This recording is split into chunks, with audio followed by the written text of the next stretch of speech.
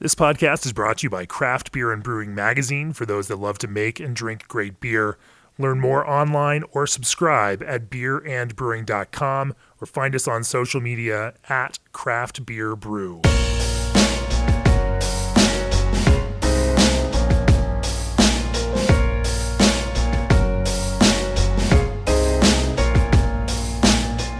Welcome to the Craft Beer Brewing Podcast. I'm your host, co-founder and editorial director of Craft Beer and Brewing Magazine, Jamie Bogner.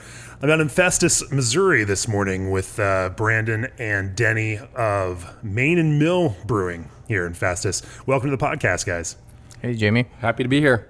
We're going to talk about some of their approach to brewing, making big stouts, adjuncting stouts, and some of the other things that fun beers that they brew.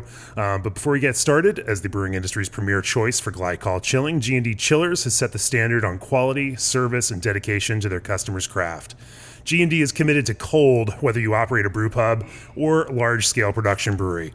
Contact G&D Chillers today at 1-800-555-0973 or reach out online at gdchillers.com. Mention this podcast to receive up to $1,000 worth of glycol with the purchase of any new G&D chiller. That includes you guys, right? You have one on the way. You should... Yeah, absolutely. We've got one supposed to be shipping like any day now, so we'll be contacting G&D since we haven't received it. Maybe they can throw some glycol on the track. Awesome. Also, let Tavour transport you to craft brewery bar stools all over the country and obliterate the geographical divide that prevents you from walking directly through the doors of any brew pub.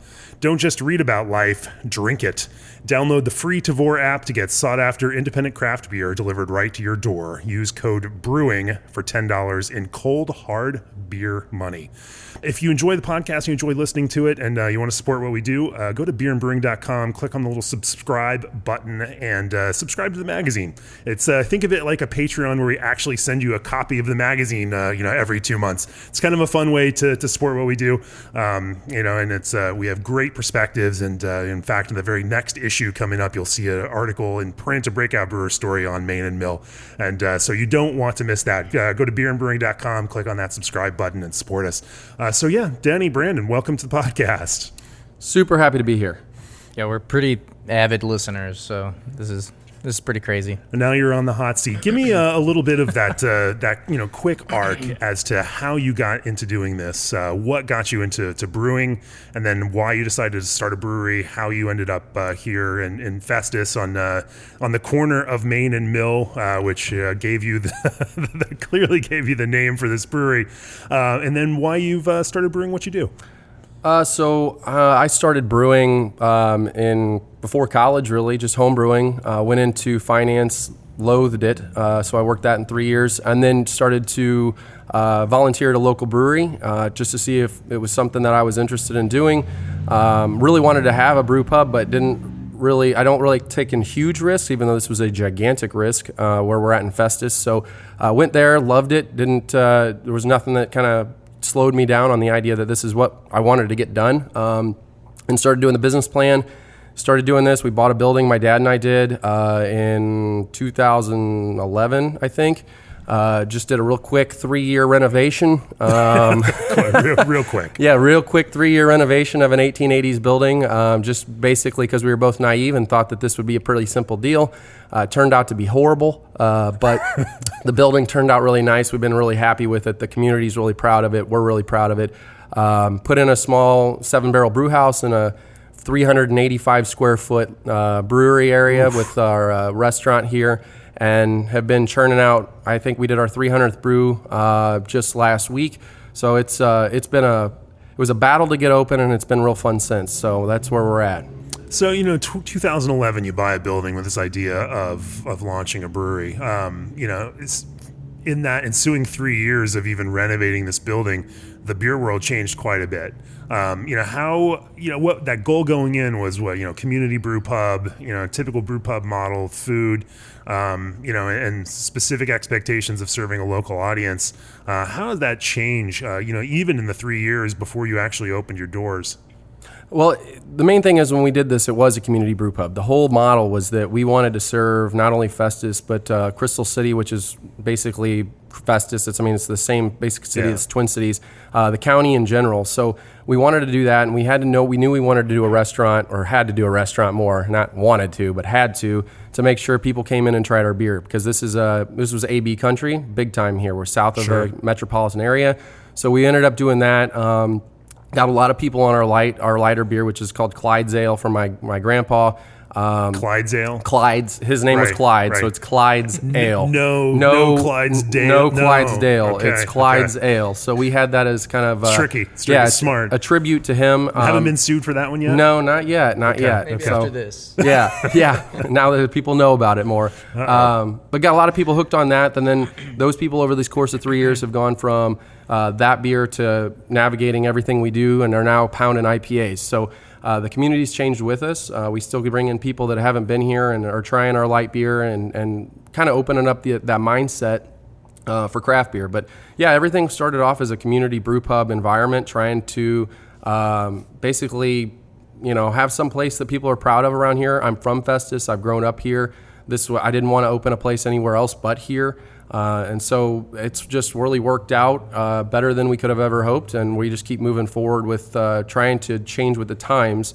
Like you were saying, things changed a lot in those 3 years we were doing this, but with a 7-barrel system and a community brew pub, we decide sometimes on a whim on what we're going to brew one day to the next. So we're able to pretty much move from one style to another, or change things without really having any change in what our whole business model is here.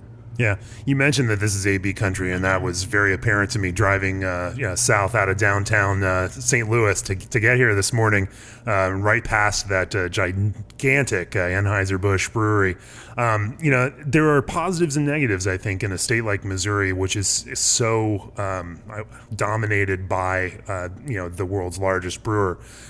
Positives include they have done everything they can to lobby for the loosest possible laws around alcohol in general, and so you can pretty much do whatever you want, and because they've lobbied to make that possible.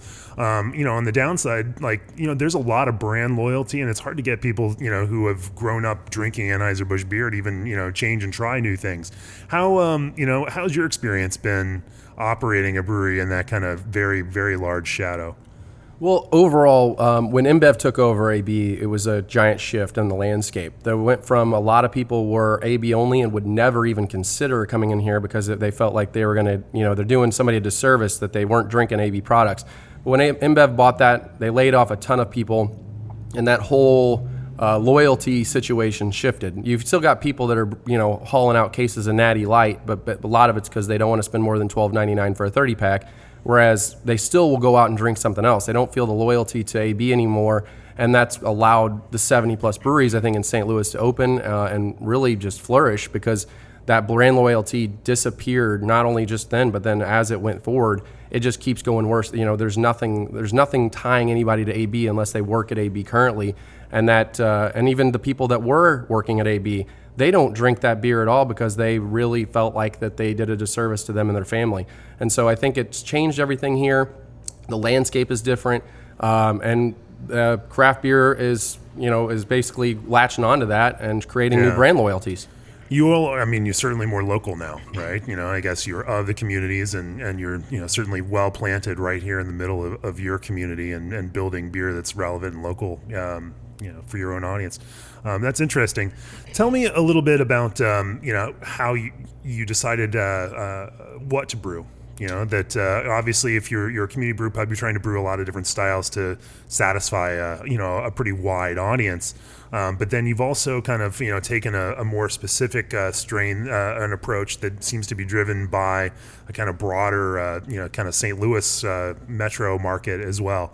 Talk to me about how you got developed that, and then how you have kind of built a way for those two different styles to kind of coexist. Yeah, really, so just servicing the tap room, it gives us a lot of flexibility to, like Denny said, just kind of move on whims occasionally. Yeah. And we try not to do that as much as, we try to plan things out a little bit, but plans are a good skeleton usually for us. So yeah, we've, over the course of I think 300 brews, we pretty much rotate everything all the time. We have our Clyde's, which he said was that's our blonde ale. We have that one on all the time. Aside from that, we really can experiment. So, and just the we tend to always have something hoppy, something on the lighter side. Always a stout on all the time. Yeah. So, but within those different realms, we just get to really experiment. So, how do you make a beer a main and mill beer? Yeah, like what is it that gives it a character that tastes like you all? if we're gonna get into stout territory, if we're ready to go there, sure, we can talk about stouts. and to preface that, I mean, you all with the Carpathian beers and your imperial, breakfast stout and others have kind of put out some big stouts to which seem to be a thing for St. Louis. Obviously perennial and side project are well known for making big stouts, and you all are playing in a pretty deep pool with some high performance brewers in that kind of perspective, which creates a lot of pressure to put out some fantastic beers if you're going to release them into a very competitive market like that. Why go that direction, and why make these beers? Well, I mean, to be honest, like from the get-go, we never really thought we would be in that pool. Denny was saying. I mean, this really was a project to kind of revitalize our community and kind of bring new life back into our community. And our first stout release was our breakfast stout. We did 3 variants of that, and that was back in 2015. We bottled it with Blickman beer guns and stuff like that. And I mean, we just wanted wanted to put something out just kind of for fun. And it was really, it wasn't, it was, the scope was all local. Even for that one. And then whenever that kind of took off, whenever we managed to fit 4 barrels in this place, where space is, such a hot commodity, we finally started releasing these barrel-aged stouts, and the first actual 4 wooden barrels worth of stout were our first 4 releases, and each one of them just took off. So no blend, just the actual barrel, right? Yeah. So I mean, getting into that, I guess the Carpathian was one of those barrels. Yeah, I mean, that tells you how low volume we were working with, and how just by virtue of that low volume, we didn't expect it to go anywhere. You know, it only got sold to our membership, and aside from that, I mean, so we have Carpathian obviously is our our non-adjunct stout, but aside from that, I would say what's characteristic about the way that we do things is we're constantly blending. So we never, if we're going to do the breakfast stout, for instance, or any kind of coffee beer, we're always doing things on a small scale and scaling it up. So what we'll do is we'll infuse kegs of, say, we have a cinnamon keg, a coffee keg, and we'll take that base beer and we'll take little beakers of each one of the blends, and we'll scale it up by the milliliter and do it that way, and then scale it up.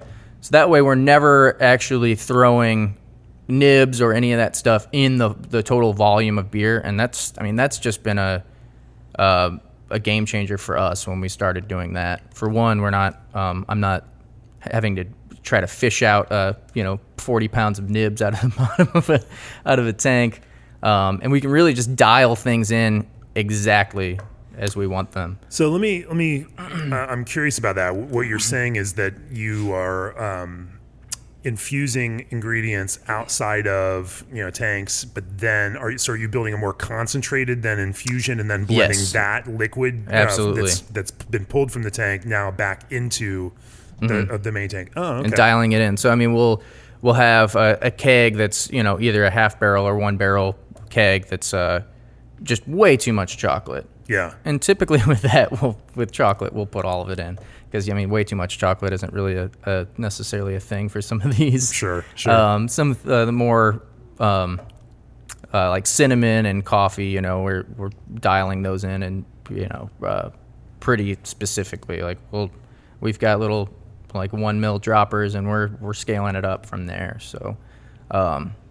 How then do you add those into a keg that you'll then push back into a tank? What does that mechanism look like of dosing? Well, we've got these little Sabco Brights that are they've been a lifesaver for us. So they've just got a little port on the bottom. So we just basically treat it like a miniature Bright tank. Sure. So we'll pump beer from the main Bright into one of those, infuse it that way, and then we can kind of take samples off the infusion kegs. And then scale it up and pump it back in. If there's liquid already in there, how do you make sure that as you're adding additional things that there's no oxygen pickup or whatnot? Well, it's just like if we were, like I said, we purge all the lines. We just treat it like we're transferring from Bright to Bright. So it'd be the same thing on a large scale. We're just really stringent with all that. Okay. We haven't had any issues with that so far. How do you? So are you adding? Then you're adding those ingredients before you load beer into it. I'm still just trying to picture this mechanics of how those ingredients get into this otherwise kind of sealed little Sabco keg. Okay, I see what you're saying. Yeah, typically what I'll do is I'll say we'll take nibs as an example. Sure. So I'll just load that keg up with nibs and make sure that they get properly sanitized and everything, and then just purge that tank. Just like it would be like a recirc tank or something like that. Purge that and then transfer from the main Bright into there and let it infuse for however long, depending on the ingredient, and then transfer it back in the same way, depending on what amount we decide. That makes sense. And I guess, what you transfer back can be based on, how, that ends up tasting and, with that big and broader batch. Mm-hmm. In that sense, you have to have some kind of, framework and idea for how much of some of these ingredients work within, a 15 gallon keg, 15 and a half gallon keg. And then, have you found that there is, a point at which you don't get any more extraction out of those ingredients where, because you're doing such a high intensity kind of infusion extraction process, if we added an extra 5 pounds of coffee in there, it's just not going to, pick up any more coffee in that kind of liquid. Yeah, I mean, that's definitely the case. But usually, we're working with our finished stouts. We're working in right now volumes that are like 5 or 6 barrels total, in the Bright. So it's really with coffee and all that stuff, we're pretty well at our mark with it. Like sometimes we'll just have to infuse another keg, but I mean we kind of. I guess that's true. You can do it twice, right? Well, let's talk about some of the ingredients, and some of your approach to that some more in a second. But first, Ska Fabricating is the craft industry's leading choice for packaging line automation, specializing in depalletizing, repalletizing, conveyance, rinsing, drying, fill detection, and date coding. Ska Fab has over 600 installations in breweries, wineries, and distilleries worldwide. With a reliable team of engineers dedicated to fast, reliable customer service, you can count on them to provide systems custom-tailored for your specific needs. Contact Ska Fab today at 970-403-8562 or reach out online at skafabricating.com. And be sure to tell them you heard it here on the Craft Beer and Brewing Podcast. Balancing barley and hops is your expertise, and for Clarion Lubricants, food-grade lubricants is theirs. The team at Clarion knows that when it comes to making great beer, you're the expert, and when it comes to supplying food-grade lubricants backed by service-oriented professionals, they're the experts. Clarion will work with you to create an efficient lubrication program that helps protect your brewery. To speak with an expert, dial 1-855-MY-CLARION. That's 855-692-5274 or visit clarionlubricants.com. Clarion Lubricants, the expert that experts trust. So a few years ago, a bottle randomly showed up at the office of Main and Mill, Imperial Breakfast Stout, oak-aged Imperial Breakfast Stout, and I'd never heard of the brewery. And as most things go, you have a skeptical approach. Okay, who are these guys? And so one afternoon, probably a Friday at 4:00, we keep alcohol consumption in the office limited to 4 p.m. or later, just so things don't get out of hand. Cracked it open, like, oh shit, this is a fantastic beer. Who are these guys and where did they come from? But I was really impressed by the quality of the ingredients and how the beer complemented and picked up and played a cohesive whole together with all of those ingredients. Some of that comes down to selection of things like coffee. Some of that comes down to how you integrate those into the beer itself. But talk to me a little bit about how you think about coffee, how you select coffee, and how you build then stout recipes to work with and complement the character of that coffee. So we specifically use Mississippi Mud coffee roasters out of St. Louis. They've been great to us before we even started here. We did home brewing, basically a pilot brewing for 3 or 4 years before this, and so we partnered with them because we liked what they had. At the time, I didn't drink any coffee, so it was kind of basically the only coffee we knew was based on how well it treated it was in the beer. So right now what we'll do is what we've done in the last handful of beers that use coffee, we've done in cuppings. They bring stuff down, they'll do it right there on a French press, and then we end up having it and we taste it and we kind of see how well it's going to integrate. We already usually now, after how many times we've done stouts, we've got a pretty good idea of what we're kind of looking for when it comes to that sort of thing and kind of how we're going to treat it.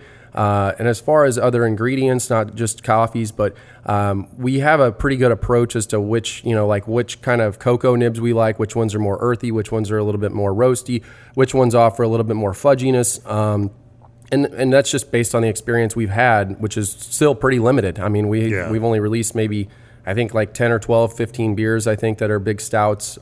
We'd still do it on a smaller scale here at the tap room, but it's on a much lower, ABV scale. We keep it kind of sessionable here on what we have on tap. We rarely have our big stouts on tap here.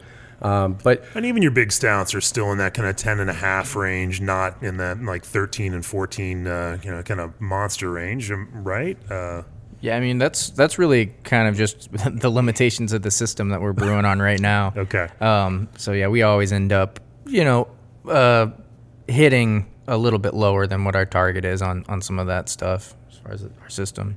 Let's talk, you're about that coffee, and you say, you know what you like. You did also a series with a few different coffee varieties, and then a blend of those coffee varieties. As you're tasting through some of these coffees, what are some of the characters that you really enjoy about that, and what some of these different coffees can bring, to some of these stouts?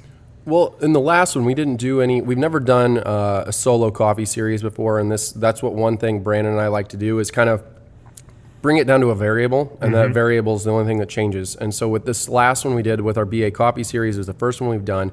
With the cupping that we had the Guatemalan coffee was a lot more, I guess you would consider it coffee in the idea of what coffee really is. The smell is potent. It was very roasty. It was really good. It was had a lot of body to it, whereas that Guatemalan that we chose was more fruity, kind of slightly acidic.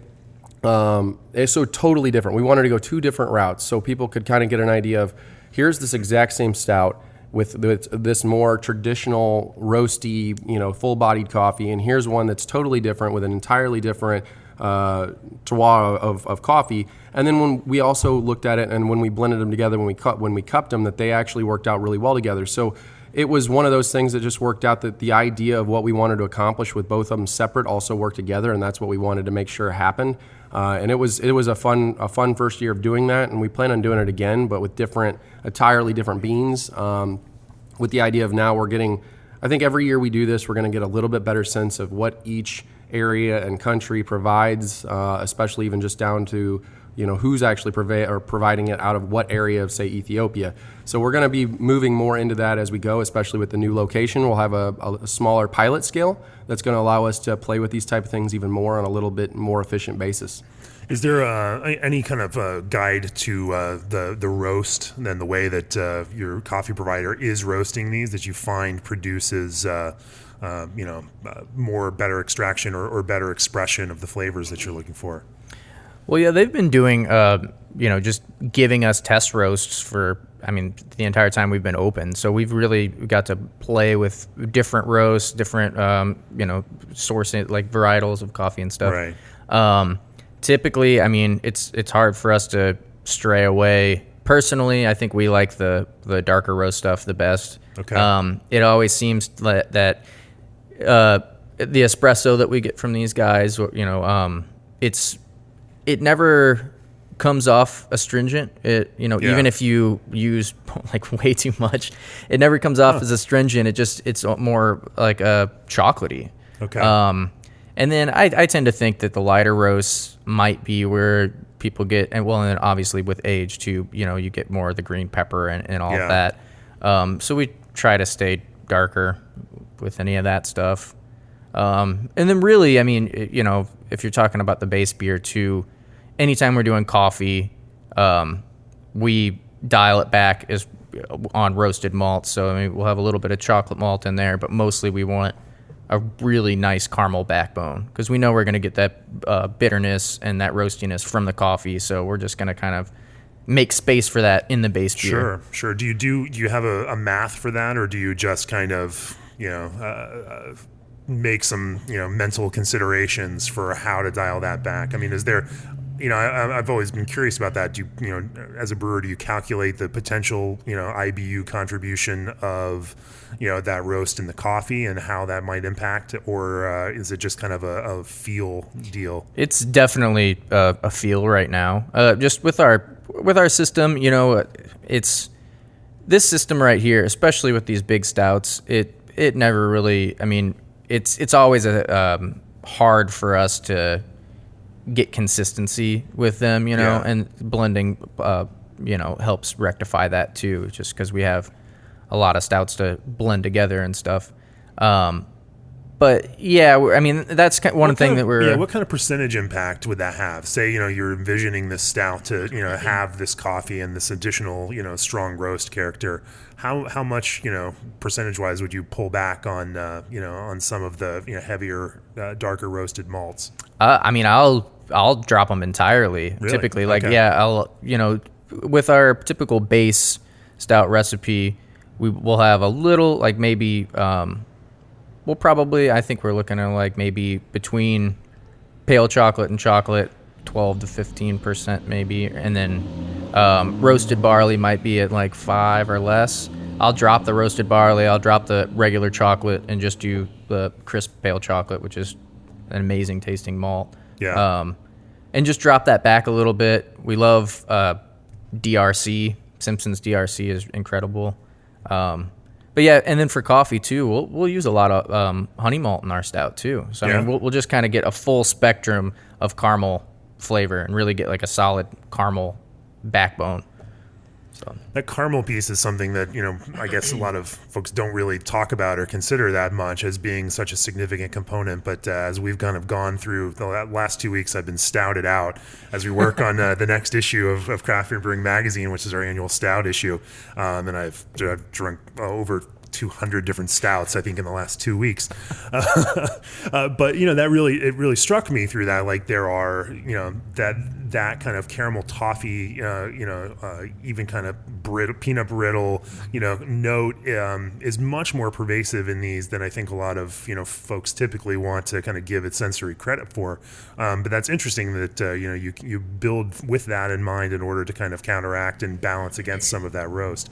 How also do you think about sweetness and residual sweetness and finishing gravity, in building a balance against those strong and roasty flavors?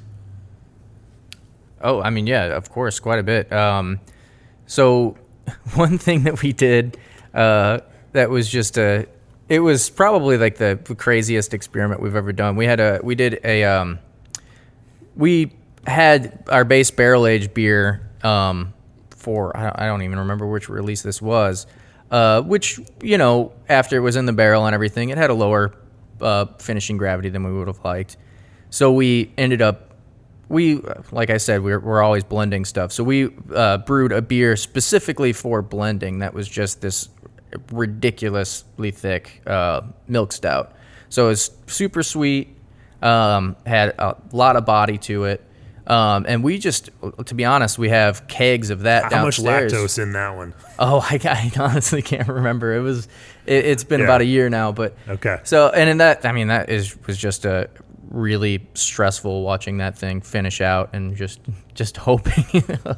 But so I mean, we always, if we But don't, now you hold on to that to blend back and help build some body in some other beers. yeah, we're down to our last couple kegs of it though, so we're kind of freaking out about it now. We got to try to do that again. Yeah. But yeah, I mean, we always if we're not hitting our finishing gravity, we try to back blend something like one of our other thick stouts that we have on hand that we can blend back in. And that's going to get a lot easier when we have this 3-barrel pilot too. So we can just basically, we'll always have beers like that we can work with. I mean, we just want to give ourselves options, room to work, And some place to store them and hold on to it too, Yeah. to have Yeah, that definitely. stock. Sure, sure. What becomes that goal? Like, how are you? Is there kind of a gravity goal that you're looking for, and or a kind of way to kind of measure or think about the viscousness of these things? I mean, again, you're in St. Louis, and there's a certain expectation for these thick, dense, motor oil kind of strong legs hanging onto the side of the glass kind of stouts, and so to make those right, it poses its own challenge. Well, overall, it's kind of been interesting. So whenever we did this initially, we just created a stout that we like to drink, and it was a nice BA stout. I think it was the one that we did out of the barrels first was BA Breakfast 2.5 years ago. We didn't really have a goal of finishing gravity. It was like, here it comes out of the barrel. Let's treat it. Let's do what we want to do with it. Let's put it out. It went well. But since that time, when we were just like, well, this has a nice little body to it. It's a little bit more than what we're used to for most places, but it wasn't anything what it is even now. So it's been like its own thing, this body situation in stouts, enough to where we just released this iteration of our BA Breakfast, and the finishing gravity on that I think was like 1067. Okay, so 1067 big stout, if that was like 3 years ago, people would thought it was just basically syrup. Right. And now we put out a 1067 beer that we like to drink, that we feel like, you can drink without having to spit almost. Not spit it out, but where you're just kind of like, wow, this is so thick, it's coating my mouth to a new degree. And it's interesting because the only complaint we ever get on it is that it's just a little too thin. And it's still, and granted, we've put out thicker stouts than this. We really have. I mean, we've gone all the way up to 1080 on some of our stouts. But we're still trying to find that happy median, but where some people, a lot of the people in the industry don't say it's thin, but then it's still be able to be drinkable, to where you can also enjoy it, share it, and not feel like you're just completely, your eyes are blown back, because it essentially is just a few points away from Hershey's syrup. So, so we're trying to figure that out. Right. But overall, I think the general gist of what we try to do is try to finish everything around the 1070 mark. Some other things finish lower, some of them finish higher. But overall, as long as we're striking the balance that we're looking for on the adjuncts that we're wanting to add, and really enjoy it and get to and drink it and say, hey, this is it. I mean, that's the main thing for us, is to have a finished product that we're proud of, that we like, that's not going to be also paper thin, but also try to not also have one that we back thicken with some of our blend beers, and it be beyond the scope of thickness, just to say we're the thickest beer on the market, which is not one of our goals. So that's. It's, I think it's a kind of ongoing, question and challenge between brewers and drinkers and audience and customers of those breweries. And I think the consumption mode also kind of feeds into that. If you're talking about thickness, not a lot of folks want to drink an entire glass of a 1080, imperial stout. But in the scope of, opening up 20 bottles of beer with, 10 friends at a bottle share, absolutely, all of these things get, measured against each other. And so, the thickest beer can sometimes, quote unquote, win. And so, it's strange then as a brewer to also have to consider that consumption mode. Like, is this a stout somebody's enjoying a pint of at the bar here at our pub, because I want it to, be a specific feel and weight, and most brewers think about their beers in those terms, and not necessarily how do I make a beer so that 1 ounce of it is just going to like jump out, amidst these other 19 beers, as this one trader dude that's shipped it across the country, now shares it with, 9 of dudes that he met off the internet. I mean, there is, some different ways of even thinking about designing beers for those contexts, and that poses a challenge for you because, at the same time, the same beer is going to be consumed in both of those ways, probably. Some of your folks are going to drink an entire glass. Some of your folks are going to trade and share it in that kind of environment. And it's not just I joke about the whole bottle share thing, but, the same thing can apply to judges in a competition. When you send that beer out to the Great American Beer Festival, for judging, it's wrapped up in flights of lots and lots of beers. And so what makes that one stand out is something that, amidst, a crowded field that a judge might pull out as exceptional. And so oftentimes, again, those elements like that may feel undrinkable, in the larger context, become that kind of thing that make them stand out in that environment. Well, that's what's really, we've battled that since we started putting out these bottles. I mean, we've had that conversation and everything we've done here. So what got us to where we're at, where we're actually have, people know us now in California, which we never would have guessed, 3 years ago. And what got us there was thick stouts. So while we always want to play with that game and try to make sure that we up the quality and up, whatever people want, we want to provide that. But we also think about the taproom people that are coming in here and drinking a stout. So when we've had imperial stouts on in our tap room, that hasn't been what we put in bottles. It's been a 1045 or a 1050 imperial stout. And then some people that are coming from across the country or from the region, they expect us to have what we have in bottles on tap. And we just haven't done that. I mean, we've done it on occasion, and whenever we have our member events, we'll put a big thick stout on tap on a keg because that's what they know and they expect, and they want to taste what's going to be in the bottle. But as far as like coming in and buying a pint of something, we haven't done that here because it's just that it's not conducive for the drinker at a tap room to take down 12% stout. But it's also just the way that we've approached things is that we try to cater to who's going to be drinking these things. And what we found from the get-go is that people aren't sitting at home solo doming one of our bottles, which has happened. And I've gotten plenty of messages about it that, about, hey, it's all great. And it's kind of all, the grammar's all messed up and it looks like they did it right after they drank it, but which is great. But most of them are in shares. And that's what we want to do is we want to make sure that the people that have our beer at shares talk about Main and Mill to somebody else that's going to be at a share, and they find our bottles because that's what runs the business at whenever we're putting out bottles. So it's been a thing that we discuss every single time we put on something on tap, or what we do in bottles always has a point and always has a goal. And that goal might change, but as of right now, we always talk about it every single time.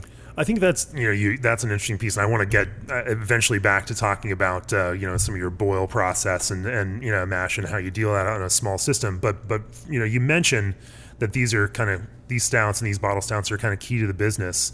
You're about 45 minutes south of downtown St. Louis. I mean, it's a drive for people to get out here, and yet, so having, these beers that make it worth the trip for, that kind of Metro St. Louis audience has to be some of, the consideration for this. It's great to have, in your tap room serves and the brew pub serves its local audience. But it's also a nice business to be able to move packaged beer at that kind of scale to a bigger audience. And so you, to some degree, do, how much of a percentage of your business is that packaged, bottle business? And do you really have to consider it for them? It's been growing significantly. We've done more and more releases each year, and that's essentially why we bought the other building and are doing an expansion is to expand our barrels, expand all of our production, but mostly make it easier for us to make these beers where right now it's just not sustainable. The way that we do these things here, this system, like Brandon was saying, isn't made for what we're wanting to do. We're not barrel aging here anymore, and we're not putting it in a truck and carrying it down with other barrels. We're having to transfer kegs down to another area, go from keg to a barrel, and then keep on doing these transfers. It's like a 3-day process. Yeesh. So it's. But as far as the overall business, this wasn't part of the model. Like our model was, serve burgers and serve great beers and see where it leads us and have fun with it. And now that we're doing these big bottle releases, it is a substantial amount. I mean, we're getting people from around the nation or around the region come in that we never would have expected, that would never have stopped here without having these bottle releases. So we're doing more and more on site now. So then they know what to expect. So then instead of having it on tap, they're paying for a bottle and they're getting to sit and share it and enjoy it. So those are where we reserve those big, thick things. And they already have the brand knowledge of that bottle. So it is something that we're catering to more and more. The membership that we had initially was basically a community membership to come in here and get a discount on pints and mug club. swag. Yeah, it's like a mug club. And it was before we even opened. It was just local supporters, and that's morphed into people from all over wanting to get a part of it because they want a part of our bottles, and that was something we hadn't seen before. So it's one of those things where you start a business, so you don't know what to expect. You have an idea of how to be successful. Right. You got a goal in mind. That goal changes. The goalpost shifts, and then now we're looking at it like, well, we got to make sure the tap room and the community's happy, but we also want to make sure that we keep doing what we're doing to allow for an expansion that's going to allow us to give benefits to our employees and start really changing things the way we do at the brew pub. On an employee scale, we'll have more resources to be able to offer more of those benefits and do more things that we've been wanting to do since we started, but isn't a capability of a small brew pub in Festus, Missouri, without having a little bit more revenue-driven ability to make those things happen. Sure, and a little bit more margin on some of those, higher end products, which certainly helps feed back into the business. Tell me a little bit about, some of that stout brewing process. What I'm assuming you're brewing in kind of all malt beer, longer boils, but what does that look like for you?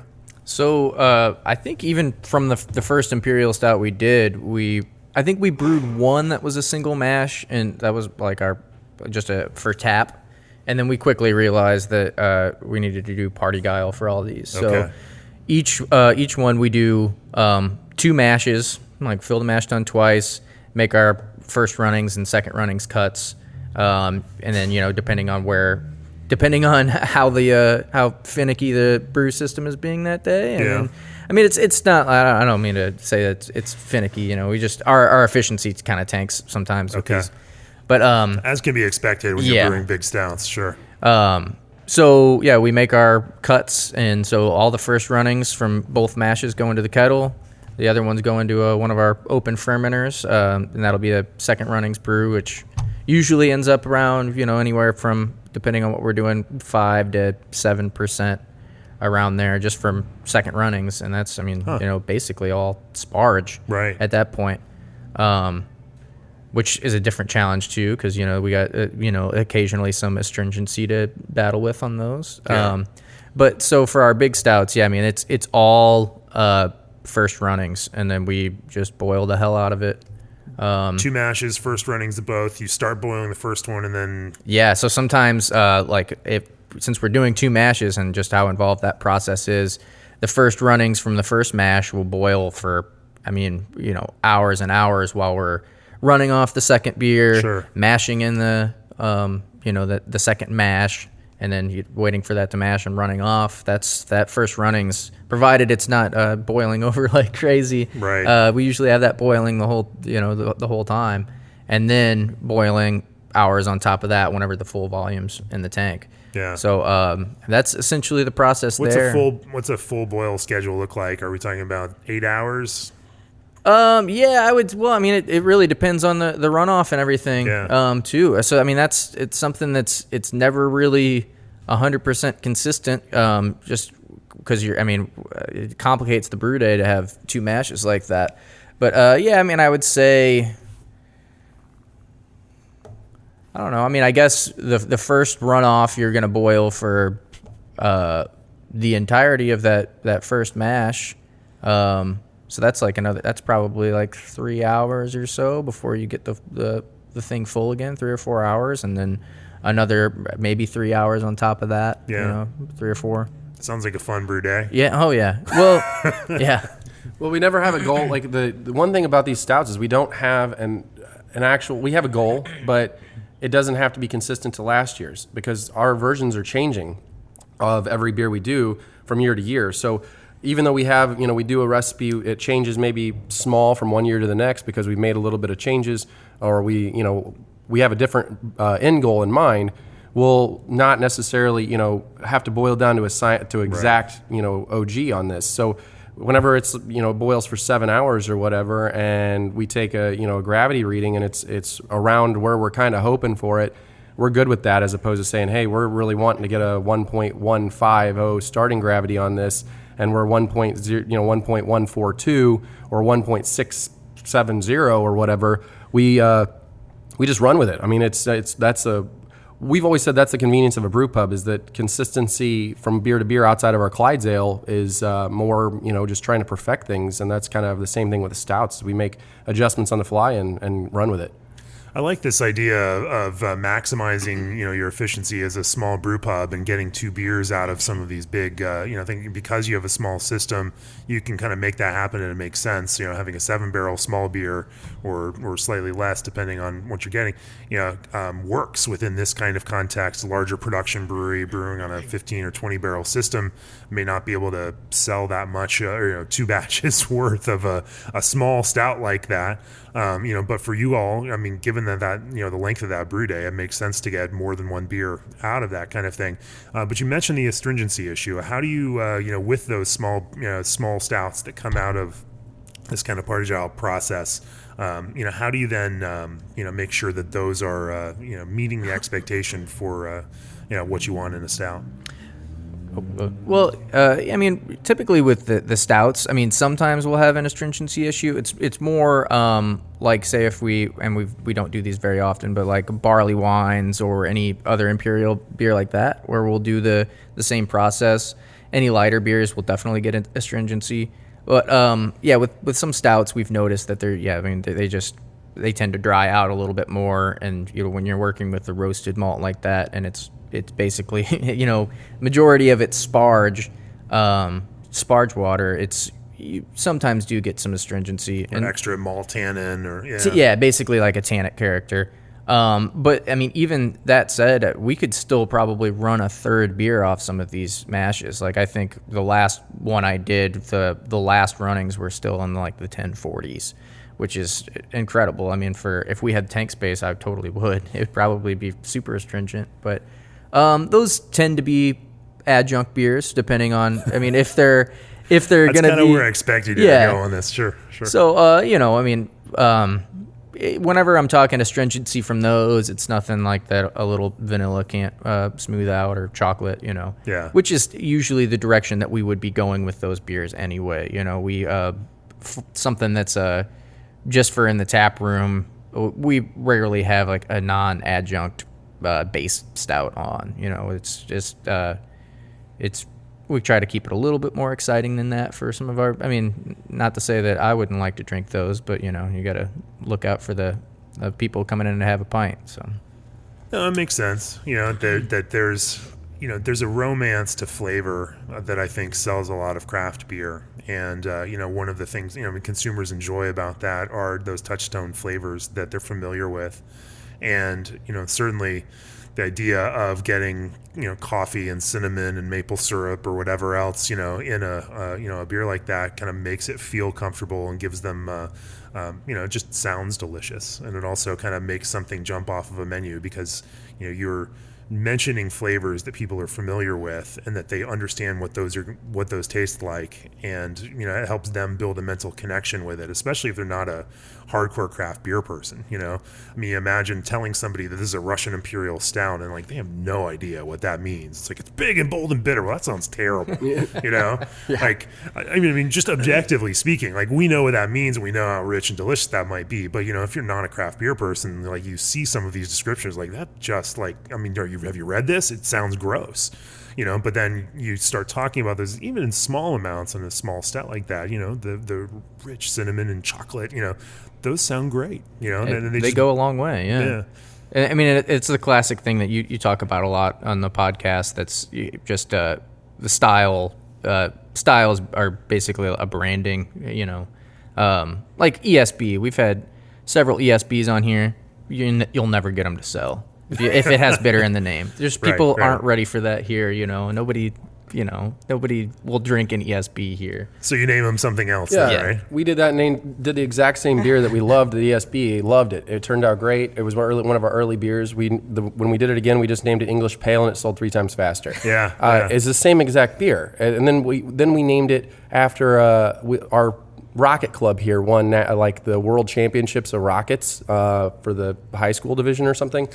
It was awesome. So we named it after their rocket steamy gore machine. We just called it Steamy Gore Machine because like a Which isn't an enticing name. No, Like, but it was an ode to congratulate them for a huge achievement, and then it sold even 6 times faster than what it was, and it was the same beer. So it's been fun on all that stuff, and how just a name and and how it reads is, or even a label changes everything you do.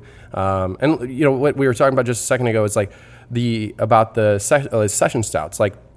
Session stouts haven't really been a thing too much around here. That's one of our biggest things is that, especially from the get-go, we wanted to take what the flavors and try to mimic imperial stouts, like adjunct stouts, and mimic them and make them something you can sit and actually enjoy like a pint or two of. And so that's one of the big things we really like doing is trying to do, not necessarily super thick, but finished gravity like 1040 and like a 6% stout or even a 4% stout. We have a morning session stout that's essentially our breakfast stout, but 4%. And we like doing all that. So these second running stouts work out really well. And then we actually will end up, we still blend in, say, imperial stout into it to change that tannic feel or that astringency to totally remove it before we start treating it. So we get that mouthfeel that we want. We get the idea of what we're wanting to go for. We do a base like a small Euphoria beer called Little Euphoria, oddly enough. And and that's we've done a lot of beers with Lil in it because of Lil Sebastian, I think, off of Parks and Rec. But either way, that's a big thing we're doing, and we're wanting with this expansion. When we get a canning line, we're really wanting to still move into those session stouts and make it, have a lot of nuance in these things, to where people kind of blow your mind that hey, I can actually enjoy this and not have to feel like I'm going to get loaded off of 4 ounces of a 16% imperial stout. So it makes it a lot of fun for us. Shameless plug, you shared a recipe for a session stout to go along with the Breakout Brewer story in the next issue of Craft Beer and Brewing magazine. So if you want to make one of Amanda Mills' recipes for a session stout, pick up the next issue. Okay, plug off. You just mentioned Euphoria, and that is an interesting beer that you sent us a little while back. So intense in peanut flavor and character. Talk to me about using peanuts, peanut flour, and or whatever other method you use in order to kind of build that intensity, but also that kind of grounded and earthy character that comes out of peanuts. So when we started doing that beer, we decided that we worked on a nutty mash profile. So all of our big imperial stouts, every one of we don't have a base stout. We just don't do the same beer for every single imperial stout that we're going to do, and then let's treat it differently at the end. Yeah. We have an end goal in mind. So that end goal on that one is to create like a nutty profile with Victory malt and some of the other nutty malts we have. We use a lot of Maris Otter and try to kind of coax some of that in. It doesn't taste like peanuts, but it adds a little bit of that nutty base. Sure. We use PB2. Some of the times we've moved in the PB2 that has cocoa already in it because it just seems like it's a little bit smoother. We do that in the whirlpool. We've done it in the tank. We've kind of navigated both of those things. And then so we get a lot of nice peanut butter flavor out of what we're already doing. And then that aroma we use, we found a really, it is what it is, but we use a natural extract for the aroma because I don't care who it is. It's very hard to get like a peanut butter aroma out of anything that has peanut butter in it. You can smell a thing of peanut butter and you get a little bit, but it's mostly like a little bit of salty, a little bit of peanuts, but that's about it. But it's still, that aroma is a huge key. And so we went through, and just like some of our other stuff, we've gone through a million different extracts, and there's maybe basically like a handful of ones that we think actually benefit beer. Most of them are terrible, and most of them taste extracty. And we don't put extracts in a lot of our beers. We just don't. But if we feel like it does something for the aroma, we'll move that direction, and that's one of those beers that we have done that for the aroma, and it's been a big hit since. Yeah, obviously, there are different biased opinions around, extracts. I don't necessarily think it should be a bad word in the world of brewing. It's another tool that has a place, and of course, there's differing qualities to those kinds of things. I will say that in talking to brewers privately, there are a lot more that are using extracts as a component of an overall, mix to, like you say, to achieve certain things, making an aroma pop. And there are plenty of brewers that are using, say, some natural vanilla extract in addition to actual vanilla beans in order to kind of, again, push those kinds of things over the top. Anybody brewing with maple syrup is probably using some sort of extract, again, to push that kind of maple syrup nose, just because, that maple syrup flavor tends to die off, through that kind of fermentation process.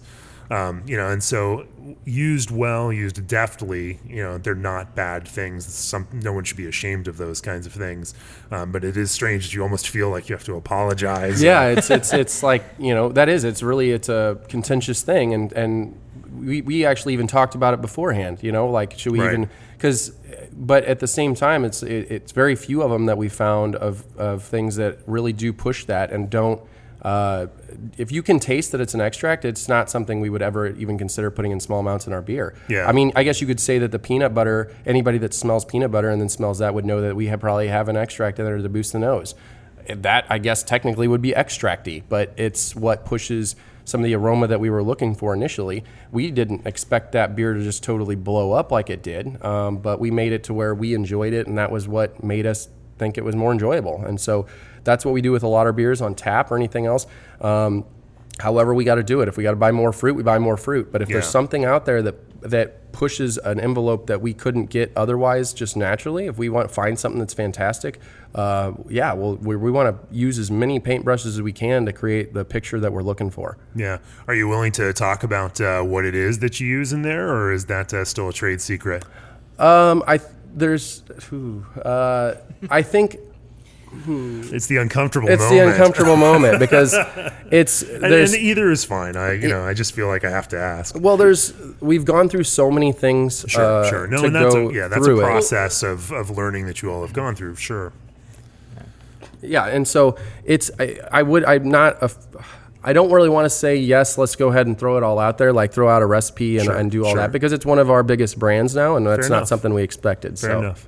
Are there any other interesting kind of adjunct ingredients that you've worked with that you've that hit you in unexpected ways, that you've discovered some interesting things about in your process of using them? How about banana? I mean, I know you made a banana variant of that peanut beer. What is it, Fat Elvis? Yeah, that was an interesting one. Banana stouts are so hot right now. Yeah, so I've actually got another second runnings beer in tank that we fermented with SO4, and it has just a tremendous banana nose too. So we're probably gonna play off that. So I mean, we'll play off what we have in the base beer to start with, But yeah, that one basically we bought all the freeze-dried bananas we could find, and they were just terrible and starchy. Yeah. They had no sweetness. They had no banana flavor. They just tasted like potato chips.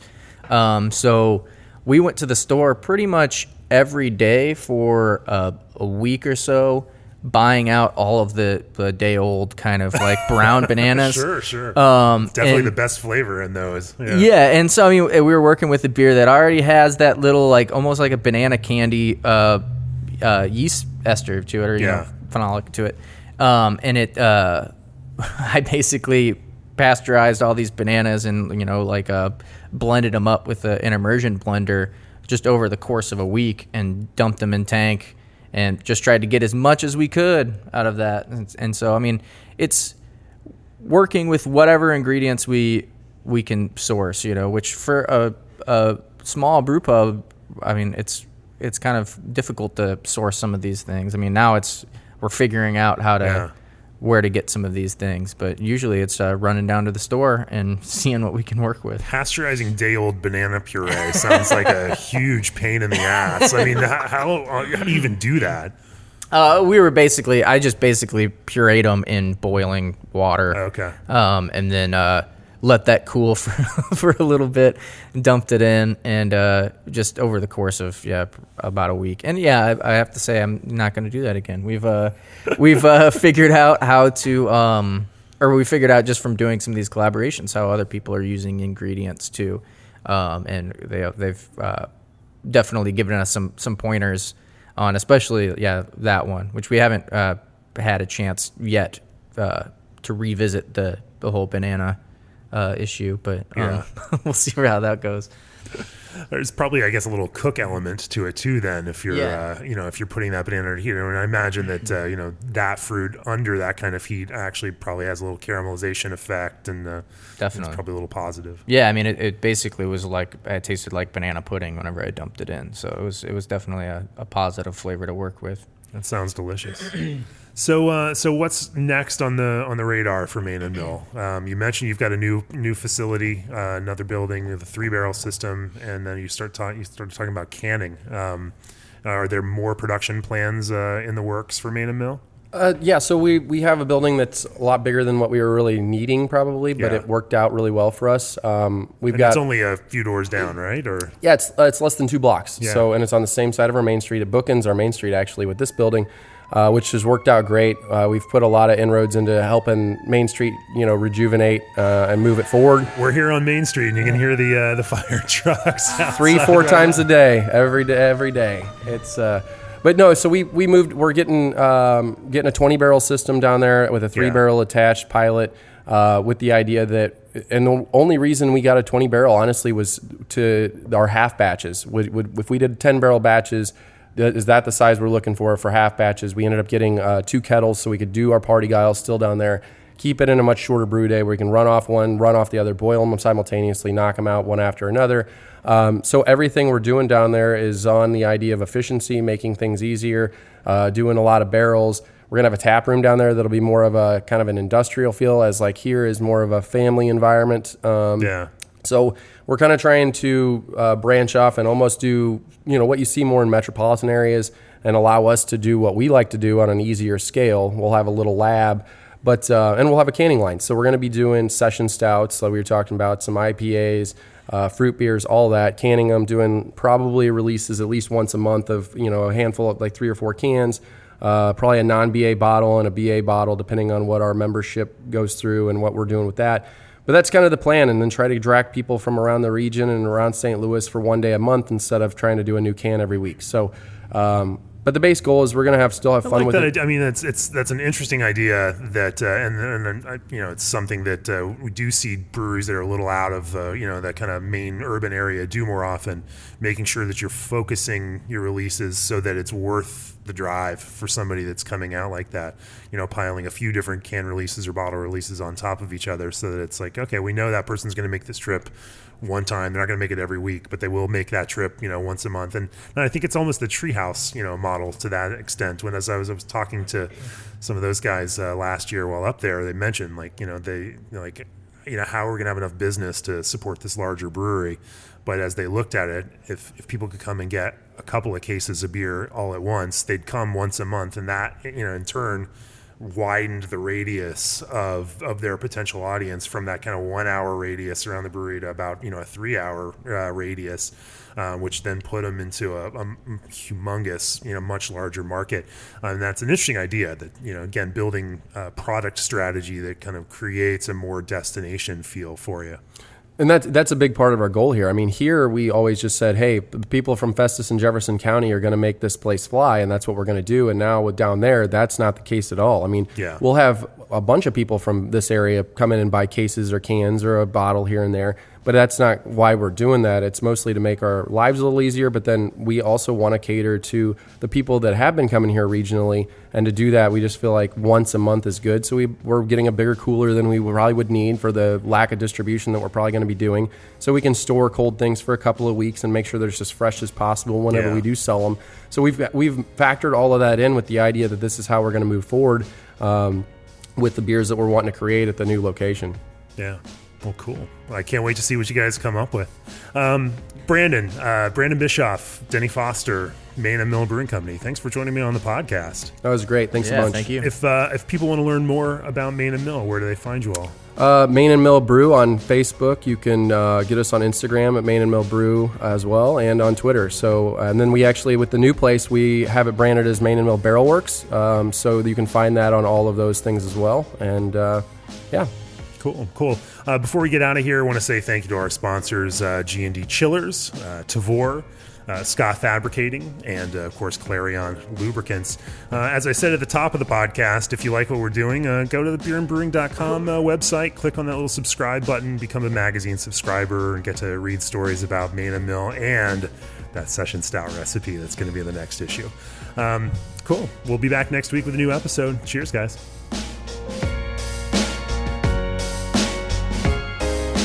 This podcast is brought to you by Craft Beer and Brewing Magazine for those that love to make and drink great beer.